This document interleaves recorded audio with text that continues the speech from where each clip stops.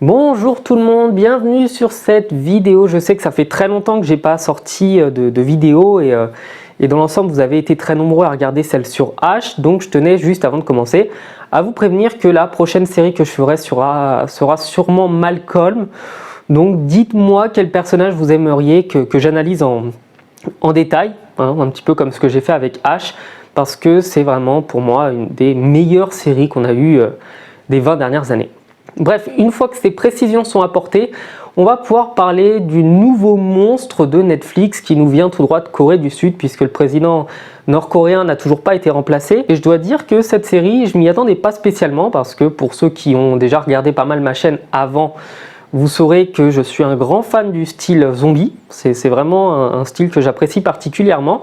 Et donc, je me suis dit tout de suite, qu'est-ce que ça va donner une série qui parle de zombies, puisqu'on a déjà vu ce que The Walking Dead a fait, puis après Fear the Walking Dead. Et du coup, je voulais vraiment voir, avec un œil curieux, ce que Netflix allait nous proposer. Du coup, ce qui va se passer dans cette vidéo, c'est que je vais tenter le moins possible de spoiler. Je vais juste vous donner des informations générales que vous pouvez retrouver vous-même dans la bande-annonce ou dans le synopsis. Donc, j'essaierai le moins possible d'apporter de détails du film et de la série.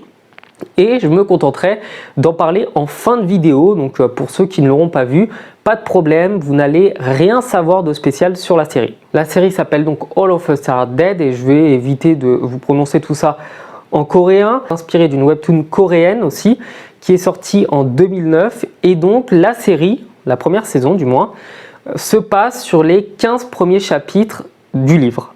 Dans la série, du coup, on va voir très brièvement au début la vie normale des gens, puis le début de l'invasion zombie, puis la propagation, etc. Donc à la différence de pas mal de films où on n'a pas les débuts, on ne sait pas ce qui s'est passé au début, dans la série, on voit tout le départ de l'invasion. Et l'invasion commence lorsqu'une élève qui avait disparu plusieurs jours réapparaît, évidemment est très froide, a un comportement un peu bizarre, est un zombie, voilà, et se met à attaquer tout ce qui bouge. Donc jusque là, on est, je dirais, dans le classique du zombie, hein. On n'est pas vraiment dans un truc innovant. Ça commence exactement comme tous les autres films de zombies. L'invasion zombie va donc commencer dans le lycée de Yosan et toute la ville va être mise en quarantaine, va être bloquée. Et on va du coup suivre ce qui va arriver aux personnages. Comme je vous l'ai dit, on va suivre les aventures de plusieurs groupes de survivants. Il y aura le groupe d'une classe, d'un côté, donc la classe de la fille contaminée. Suivra également un groupe de jeunes archers coréens qui passaient des détections pour rejoindre l'équipe nationale de Corée. En même temps, on va suivre également un groupe de militaires, donc ce sont eux qui prennent les décisions concernant la ville de Yosan. Il y aura également un père de famille à la recherche de sa fille dans le lycée.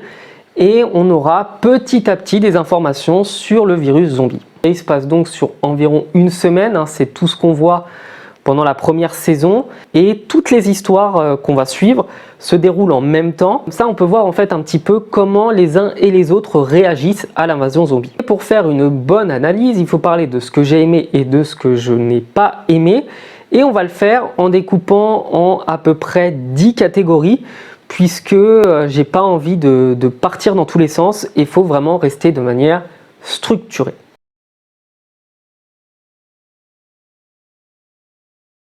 Honnêtement, d'extérieur, la série ressemble grosso modo à tous les autres films de zombies.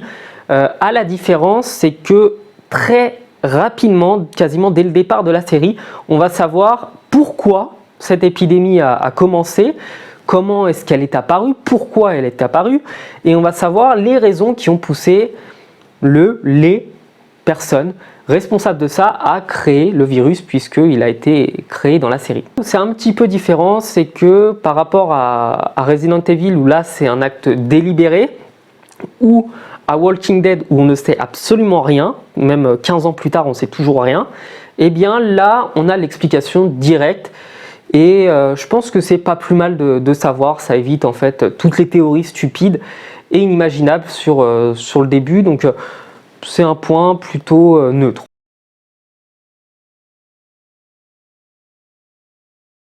Le deuxième point, le casting. Dans la série, on va retrouver quasiment essentiellement des acteurs qui ont entre 18 et 23 ans. Donc ce sont de jeunes acteurs coréens, même si les acteurs qui ont un rôle un petit peu plus important que les autres sont eux des personnes qui ont déjà fait énormément de films et de séries, même si des fois c'était simplement des apparitions avant en Corée. Et donc on voit vraiment que Netflix a fait confiance à de jeunes gens, mais des gens qui ont déjà du bagage. Et pour moi c'est un point qui est assez positif, parce que souvent dans les autres séries, les jeunes ont un rôle vraiment secondaire, alors que là ce sont réellement eux qui sont au cœur de l'énigme.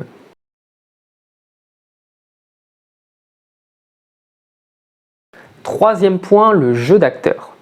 Qui dit personnage dit forcément acteur pour les interpréter, et dans la série, les acteurs, je dois dire que leur jeu est assez agréable, hein, c'est vraiment sympa, ils sont vraiment impliqués dans leur rôle, on aime ceux qu'on nous pousse à aimer, on déteste ceux qu'on nous pousse à détester, et le seul petit point, c'est qu'ils sont par contre peut-être tellement nombreux qu'il n'y en a pas vraiment un qui se démarque du lot par rapport à tous les personnages secondaires de l'intrigue, parce que réellement, hein, il y a énormément de personnages à suivre en seulement 12 épisodes. Ça veut donc dire, point neutre, encore une fois, c'est ni positif ni négatif. Positif dans le sens où ils sont tous bien dans leur rôle, négatif dans le sens où il n'y en a pas un qui se démarque forcément plus que les autres.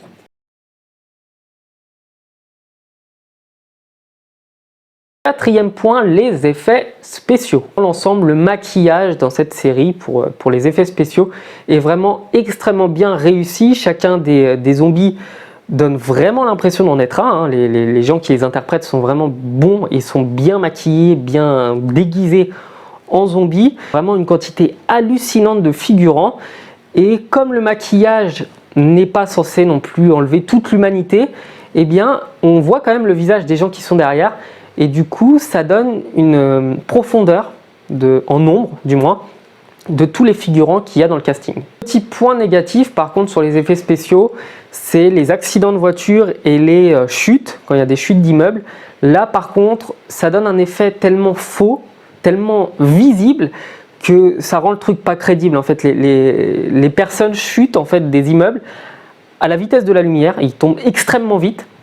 Et quand il y a des accidents de voiture, on voit que c'est fait sur fond vert. Et là, du coup, c'est un point que je suis obligé de considérer comme négatif pour les accidents et pour les chutes, parce que ça ne doit pas être visible. Un bon effet spécial, un effet spécial, est censé ne pas être visible, et on est censé avoir l'impression que ce qui se passe à l'écran est ce qui s'est passé dans la réalité. Sauf que là, ce n'est pas le cas. Les chutes sont trop rapides, les chutes sont vraiment bizarres, sont un peu désarticulées. Donc c'est assez négatif, et ce qui fait qu'encore une fois là le point est ni bon ni mauvais, parce qu'on a un très bon maquillage et on a des effets spéciaux de chute, même si c'est vraiment court, hein, c'est pas constamment, qui sont mal faits, qui ont été faits peut-être un peu à l'arrache, ce qui fait que ça fait baisser l'avis que j'ai sur les effets spéciaux de la série. La série est assez bien tournée, on n'a pas des flashbacks à répétition, on n'a pas des changements de décor à répétition, on n'a pas des changements de temps à répétition, ou des trucs vraiment où on finit par perdre le fil. Donc là, c'est bien ficelé, on comprend le déroulement de chacun des événements, et par exemple, manquer 10 minutes d'un épisode, c'est vraiment le meilleur moyen de se perdre. Donc il faut tout suivre, il n'y a pas de passage inutile, comme Walking Dead sait le faire, où il y a quasiment 10 épisodes par saison sur 15 qui sont inutiles. Là, clairement, chaque minute, il faut la suivre. Donc ça, c'est un très bon point. L'autre petit coup d'œil, je ne sais pas vraiment si ça a été fait de manière volontaire par le réalisateur, c'est qu'on a des petits passages avec caméra embarquée des militaires. Donc c'est vraiment très court, hein. C'est pas un truc qui va occuper la série, mais ça me rappelle sincèrement le moment dans Rec 2 où les militaires rentrent dans l'immeuble et commencent à canarder tous les zombies. C'est vraiment tourné un petit peu pareil.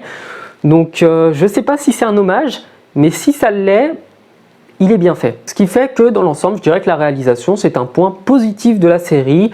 Le réalisateur a bien cerné en fait ce qu'il était en train de tourner, et je pense que c'est l'homme de la situation pour peut-être des prochaines saisons. Sixième point, l'attachement au personnage. Là, c'est un petit peu collé avec le point 3 sur le jeu d'acteur.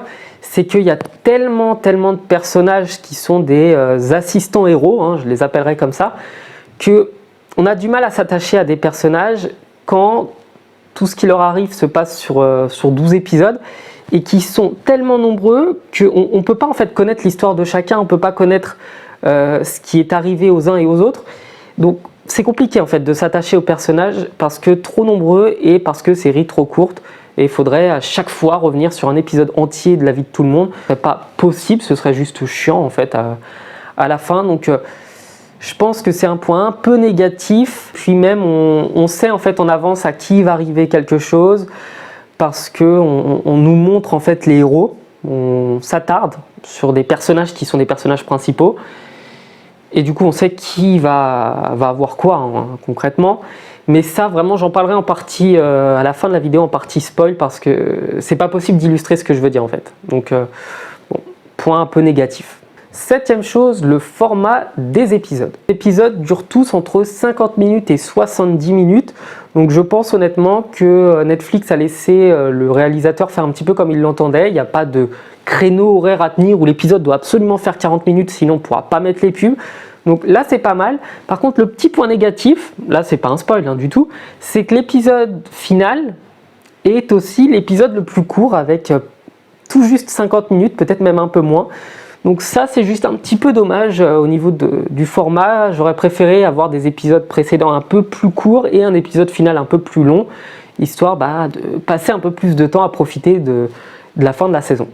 Donc considérant ça, je dirais que c'est un point assez positif, hein, les épisodes sont quand même pas mal, ça nous fait 12 heures d'aventure et on peut honnêtement penser que Netflix va prolonger la série puisque c'est un raz-de-marée sur tous les Netflix du monde et on espère peut-être avoir des épisodes un peu plus longs à l'avenir, ça pourrait être agréable. Huitième point, la cohérence de la série, ça c'est super important. La série a des points très noirs sur ça, dans la cohérence, pas dans la cohérence de l'intrigue, mais sur un point qui est essentiel et je vous assure, une fois que je vous l'aurai dit, vous verrez plus autre chose après. Il s'agit des repas et de l'eau.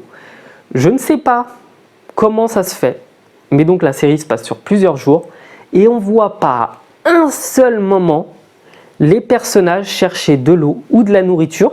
On a l'impression qu'ils peuvent se passer de manger pendant 4 jours, que ça dérange pas en fait, du moins pour ceux qui sont le plus isolés dans la série, alors que normalement ça devrait être un sujet de guerre limite en interne.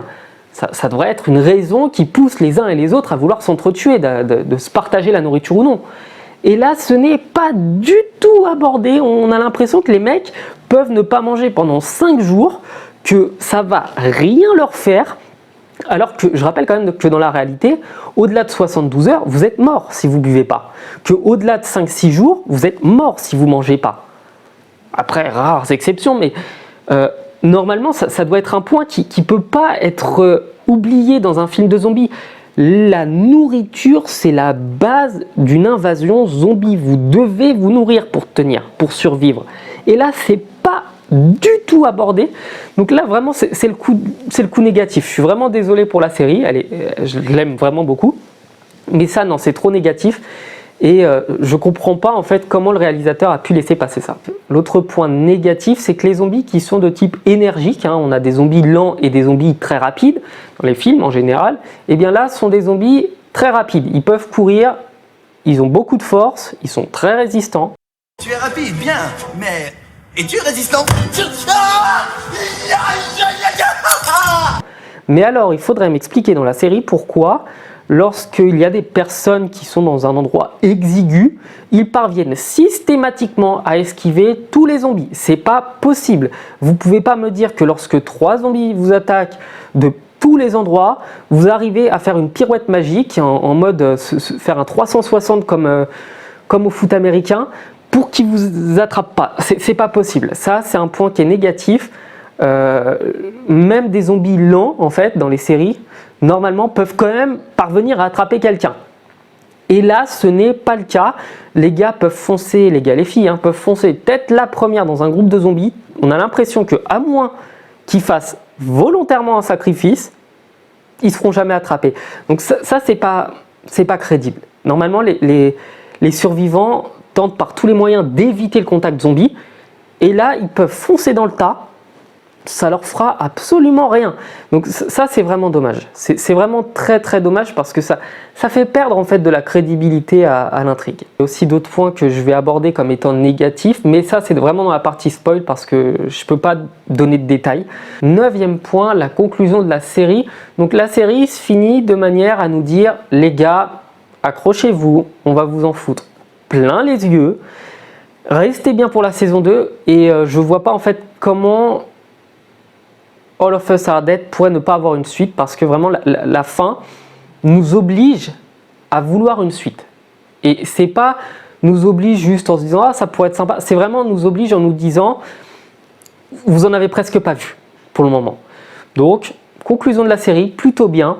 Le but d'une fin de série et d'une fin de saison, c'est aussi de donner envie de voir ce qui va se passer après. Et lorsque on a l'envie de voir ce qui se passe après, c'est que la série c'est bien conclu. Et enfin, mon avis général sur la série, le 10e point. La série, je la trouve très bonne. J'ai passé beaucoup de plaisir à la regarder. J'ai quasiment regardé tous les épisodes en 3 jours, je pense, 3 ou 4 jours. Et ce qui est sympa, c'est que la Corée du Sud a réussi à prendre tous les codes du film de zombie, à respecter le film de zombie, parce que pour moi, ils ont vraiment respecté ce qu'était un zombie, tout en rajoutant un petit peu de leur culture avec le petit côté drama coréen, avec des petits fleurs, des petits trucs. C'est très léger, c'est pas dérangeant dans l'intrigue, ça ne fait pas du tout partie de l'intrigue, hein, c'est pas un truc où on va s'attarder tout un épisode sur ça, mais ils en ont rajouté suffisamment pour qu'on se rappelle quand même qu'on est en Corée et que forcément des lycéens qui ont des problèmes, etc., et qui doivent trouver un moyen de s'en sortir, vont avoir des petits fleurs. Donc c'est vraiment le côté sympa, c'est que la Corée a pris sa culture, son identité, l'a adapté pour le film de zombies et a fait un truc vraiment super sympa à regarder. Et voici la partie spoil. Si vous êtes là, c'est que ça vous embête pas d'avoir des informations clés sur la série. Donc on va parler de quelques petits points assez rapidement. La première chose, c'est que 3 des personnages qu'on suit vont avoir été mordus par des zombies sans se transformer. Donc il y a le premier qui est Guinam, qui est le personnage méchant de la série, qui tient absolument à tuer Shan, on va l'appeler Shan ou San. Lui n'a pas été tué et au moment de se faire tuer, au moment de se faire mordre plutôt, il va crier vengeance, il va jurer de se venger et il va se faire tuer avec une telle hargne et une telle rage en lui qu'au final, le virus a muté de manière différente. Dans le même temps, on a notre amie qui, elle, était harcelée à l'école, qui va se faire mordre parce qu'elle voulait détruire les téléphones permettant de rendre son humiliation publique. Et elle va se faire mordre avec la colère et la rage de la fille qui a déjà tout perdu, qui était déjà morte avant même de se faire mordre, qui était déjà morte dans sa vie d'avant, et qui va vouloir se venger, se battre et détruire en fait tous les gens qui ont attaqué son honneur. Et c'est pour ça, je pense, que le virus zombie n'a pas d'effet sur elle. C'est-à-dire qu'elle a été mordue, elle est immunisée, elle est donc un zombie, hein, elle doit toujours manger des gens, mais c'est sa rage contre toute l'humanité qui la tient. Et enfin, la troisième, elle a été mordue par Guinam. Donc, elle a été mordue par un homme hybride, ce qui fait que son corps n'a pas réagi de la même manière. Et elle a toujours des parties zombies, forcément, hein, c'en est un si on regarde sa température, etc. Et elle obtient des pouvoirs assez étonnants, hein, dont on parlera dans la série. Et il y en a un quatrième qui lui a été mordu par Guinam toujours, mais qui s'est transformé.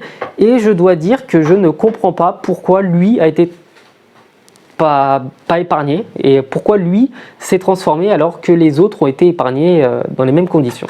J'ai aussi détesté le sacrifice du père, donc le père de famille qu'on suit pendant toute la série va se battre tous les épisodes pour retrouver sa fille. Il va se battre contre les militaires, il va se battre contre les zombies, il va se battre pour arriver là où sa fille est, il va arriver au bon moment quand il faut pour sauver sa fille. Donc on se dit ça y est, ils vont être heureux. Et genre 10 minutes après, le mec se jette dans les zombies pour rien, mais parce que pour rien, ils avaient tous la place de passer au moment où c'est arrivé. il se jette dans les zombies en disant « je me sacrifie pour ma fille, blablabla ». Alors que, en fait, non, c'est juste con, c'est juste complètement débile. Ils auraient pu tous s'enfuir, et là, ils ont juste, par sadisme, je sais pas, décidé que cette pauvre gamine qui a vu ses amis se faire tuer, qui a vu tout l'espoir mourir, revoit son père, et que 10 minutes après, il se fasse tuer pour rien. Mais quelle monstruosité a touché les réalisateurs de faire ça. Honnêtement, j'aurais préféré un truc gnangnan où le père survit, plutôt qu'un truc débile où on réunit les deux pour détruire leur vie en fait. C'est complètement hallucinant. Je comprends pas vraiment du tout leur objectif d'avoir sacrifié le père comme ça. C'est vraiment moche. Pour le coup, c'est pas beau. Par contre, 4e point, je crois, dans les spoils, que j'ai aimé, c'est que on suit dans toute la série en fait les raisons du virus déjà. On suit ce que le biologiste, le père de l'élève harcelé, a fait. On connaît ses raisons, on connaît ses études, on essaye de voir avec lui, en fait, de comprendre avec lui comment lutter contre ça. Il essaye tant bien que mal de donner un compte-rendu sur toutes les tentatives qu'il a pu faire. Et ça, c'est assez sympa parce que au moins, on sait à quoi s'en tenir, on sait où on en est. Et on n'a pas besoin en fait d'attendre 15 ans pour savoir ce qui s'est passé. Donc ça, c'est vraiment bien, c'est vraiment sympa de leur part de l'avoir fait. Et en plus, c'est donné à petites gouttes, petit à petit, avec le point de vue des militaires, évidemment. Et j'ai vraiment apprécié ce truc-là, c'est qu'au moins, ce point-là est réglé, on ne va pas pouvoir se prendre la tête à essayer de comprendre plus loin. J'ai aussi aimé, du coup, dans une des filles hybrides, son envie de vengeance. C'est-à-dire qu'elle a l'envie, la rage de se battre contre tous, et dans le même temps, celui qui l'a poussé à faire ça est lui aussi devenu un zombie un peu impossible à tuer. Parce qu'il faut savoir que les mi-hommes, mi-zombies sont quasiment impossibles à tuer, ils sont quasiment immortels. Et j'ai vraiment hâte, en fait, pour le coup, de voir une confrontation entre les deux. Je pense que ça peut être un truc assez important dans les prochaines saisons, parce que je ne vois pas comment, en ayant un élève harceleur et un élève harcelé, que les deux ont des pouvoirs incroyables, je ne vois absolument pas comment les deux pourraient ne pas se réunir à un moment. Donc ça, franchement, pour le coup, ça donne envie de voir la suite des saisons. Et enfin, dans la fin de la série, on voit la mort présumée de Gon-chan, qui s'est battu contre Guinam. Et là où c'est marrant, c'est que lui s'est fait attaquer, ne s'est pas encore transformé en zombie, et on ne sait pas en fait si lui-même va pas devenir un mi-humain, mi-zombie, ce qui voudrait dire qu'il ne peut pas se faire tuer. Et en même temps, comme la ville a été anéantie, eh bien, on ne sait pas du tout s'il a fait partie des monstres détruits ou pas, et on n'a pas eu en fait sa mort affichée réellement. On ne l'a pas vu chuter et mourir, on ne l'a pas vu bouger, on ne l'a pas vu avoir le corps détruit, on voit plus ou moins une main et on ne sait pas s'il a été détruit.